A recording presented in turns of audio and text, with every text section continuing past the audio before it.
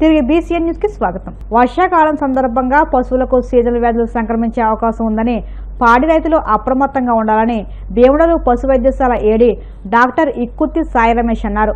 ఏలూరు జిల్లా భీమడోలు పశు వైద్యశాలలో ఆయన మాట్లాడుతూ వ్యాధులు ఎక్కువగా ప్రబలే వర్షాకాలంలో పశువులకు పశు వైద్యశాలలో ఉచితంగా వ్యాక్సినేషన్ ప్రక్రియ జరుగుతుందని, ఆవులలో ముతచర్మ వ్యాధికి ప్రతి ఏటా జూన్, జూలై, ఆగస్టు నెలలో వేసే ఎల్ఎస్డి వ్యాక్సిన్ను అదేవిధంగా గొర్రె మేకలకు డీవార్మింగ్ చేయించుకోవాలని పాడి రైతులకు సూచించారు. ప్రభుత్వ ఆదేశాలపై పశుసంవర్ధక శాఖ ఆధ్వర్యంలో చేపట్టిన పశువుల బ్లాంకెట్ సర్వే ఈ నెల 25 నుంచి సెప్టెంబర్ 15వ తేదీ వరకు కొనసాగుతుందని, 35 ప్రశ్నలతో కూడిన ఈ సర్వేకు పాడి రైతుల వద్దకు వచ్చే తమ సిబ్బందికి సహకరించాలని ఆయన పిలుపునిచ్చారు. డాక్టర్ ఇక్కుత్తి సాయి రమేష్ అండి. భీమడోలు పశు వైద్యశాలకి సహాయ సంచాలకుగా పనిచేస్తున్నాను. మనకి ఈ వర్షాకాలంలో పశువులకి వచ్చే జబ్బులకి టీకాలు వేయించుకోవాలని, అవేంటంటే ఇప్పుడు మన ఆవుల్లో ముతచర్మ వ్యాధి అని ఉన్నది. అది ప్రతి సంవత్సరం జూన్, జూలైలో వేస్తారు టీకాలు. అది ఎల్ఎస్డి వ్యాక్సిన్ అని మా పశు సంవర్ధక శాఖ వారు పశు వైద్యశాలకి అందించినారు. కావున ఈ ఎల్ఎస్డి వ్యాక్సిన్ ఉచితంగా ఇవ్వబడినండి. అలాగే మళ్ళీ ఆవులకి, ఆవు దూడలకి వాటికి థైలీరియా వ్యాక్సిన్ అని ఉంది. అది కూడా మా పశువుల హాస్పిటల్లో ఉంది. అది కొన్ని చోట్ల ఇచ్చారు. అది ఎక్కడైతే ఆవులు ఎక్కడున్నాయో వాటికి కూడా థైలేరియస్ వ్యాక్సిన్ చేయించుకోవాల్సిందిగా కోరుచున్నాం. అలాగే గొర్రెలు, మేకలు వాటికి డీవార్మింగ్ చేయించుకోవాలని కోరుచున్నాను.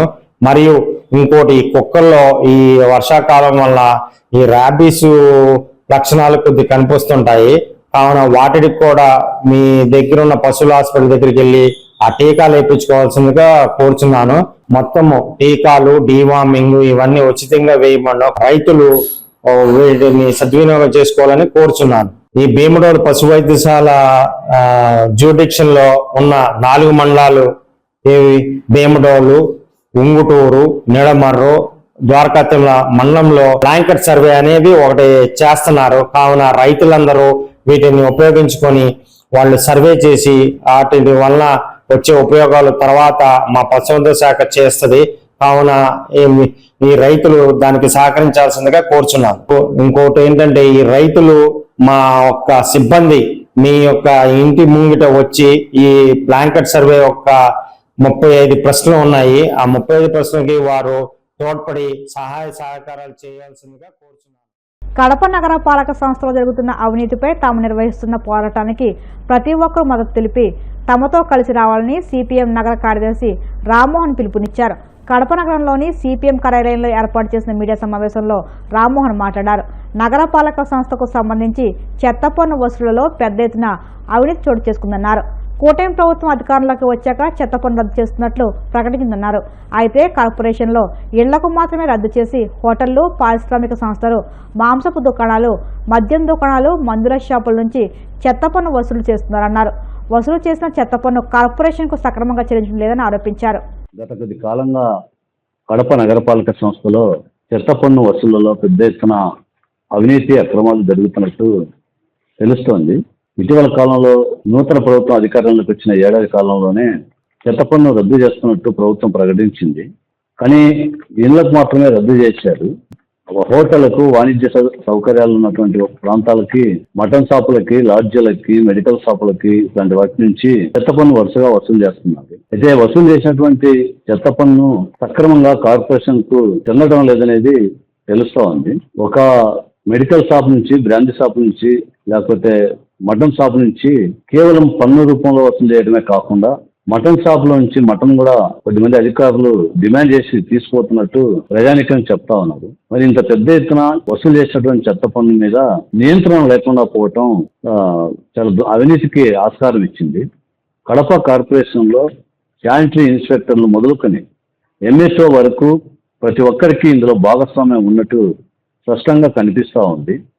కొద్దిమంది శానిటరీ ఇన్స్పెక్టర్లు అయితే వాళ్ళే ఇష్టానుసారంగా రౌడీల్లాగా మారి డబ్బులు వసూలు చేసేటువంటి పని చేస్తూ ఉన్నారు.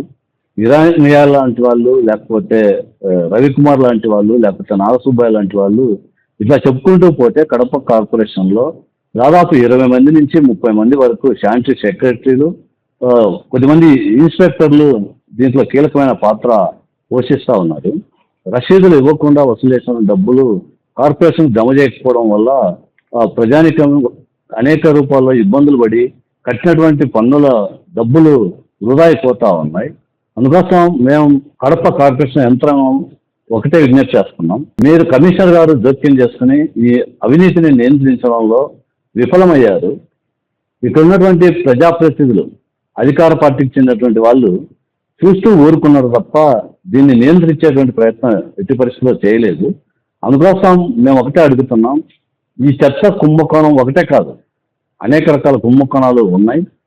కుక్కల ఆపరేషన్ విషయంలో పెద్ద కుంభకోణం జరిగింది.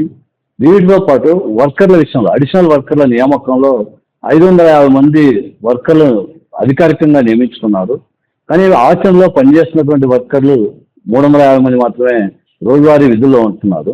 అంటే ఒక్కొక్క వర్కర్కు 12,000 రూపాయలు జీతం ఇస్తుంటే 200 మంది కార్మికులు రోజువారీ పనిలో లేకుండా ఇష్టానుసారంగా డబ్బులు కాంట్రాక్టర్లు అధికారులు పంచుకున్నటువంటి పరిస్థితి కనిపిస్తూ ఉంది. కాబట్టి ఈ రీత్యా చూసినప్పుడు ఇక్కడ రాజీవ్ పార్క్ దగ్గర ఉన్నటువంటి బండ్ల విషయంలో కూడా అనేక రకాల అవినీతి మా దృష్టికి వచ్చింది.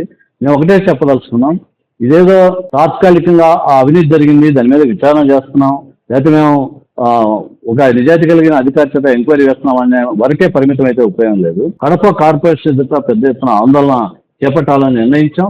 ఈ అవినీతికి వ్యతిరేకంగా జరిగేటటువంటి పోరాటంలో కడప నగర ప్రజానికం కూడా కలిసి రావాలని మేము ప్రజానికానికి విజ్ఞప్తి.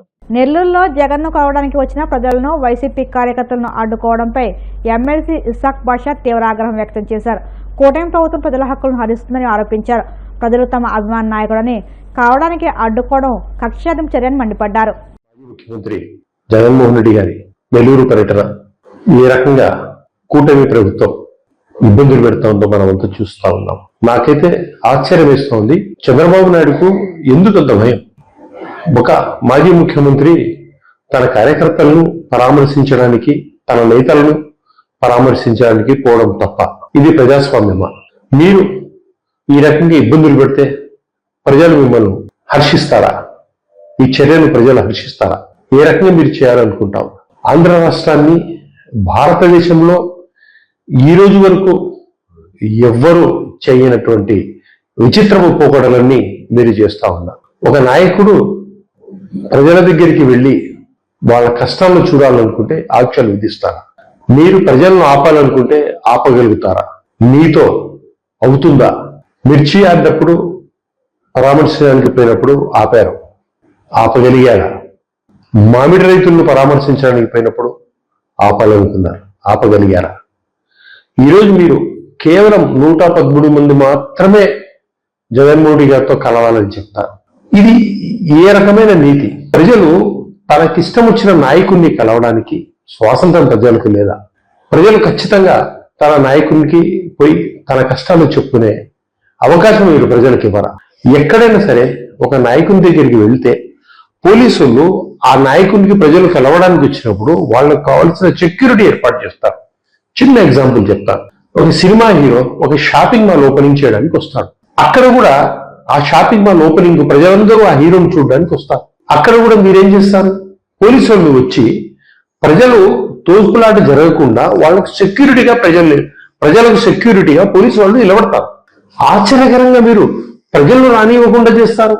రోడ్లెంబడి బారికేడ్లు ఇస్తారు, ఇనుపకంచెలు ఏర్పాటు చేస్తారు, పొలాలకు ఫెన్సింగ్స్ ఏర్పాటు చేస్తారు. ఎంత దుర్మార్గమైన చర్యలు చేస్తా ఉన్నారు. లాస్ట్ కు పొలాలెంబడి వస్తారని చెప్పేసి అక్కడ జేసీబీలతో గుంటలు తీస్తారా?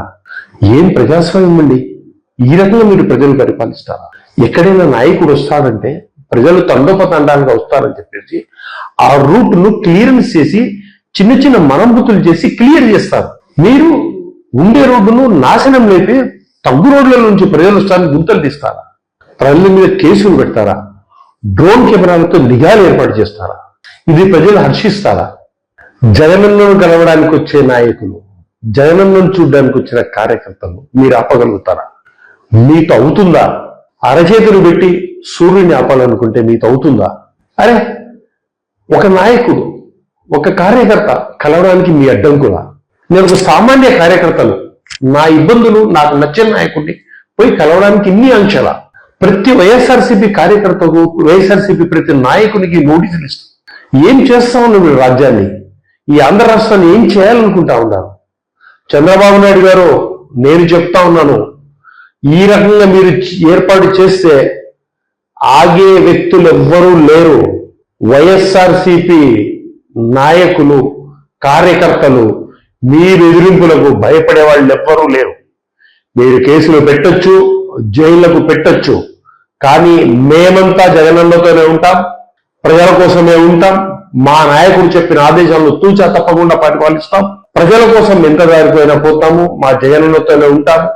మీరు ఈ రకంగా చేసుకుంటే మీ పతనానికి మీరు నాంది పలికినట్లే, మీ ఓటమిని మీరు ఒప్పుకున్నట్లే అని చెప్పేసి తెలుపుకుంటా ఉన్నాం. జాగ్రత్త. శ్రీశైలం ముఖద్వారం వద్ద దారుణ రహదారిలో ఎలుగుబంటి ప్రత్యక్షమైంది. బస్సులో వెళుతున్న భక్తులకు రోడ్డుపై ఎలుగుబంటి కనిపించడంతో భయాందోళన నెలకొంది. ప్రయాణికులు తీసిన వీడియోలు ఇప్పుడు సోషల్ మీడియాలో వైరల్ అవుతున్నాయి. భక్తులు అప్రమత్తంగా ఉండాలని దేవస్థానం, అటవీ శాఖ అధికారులు సూచించారు. వార్తలు ముగించే ముందు ముఖ్యాంశాలు మరొక్కసారి.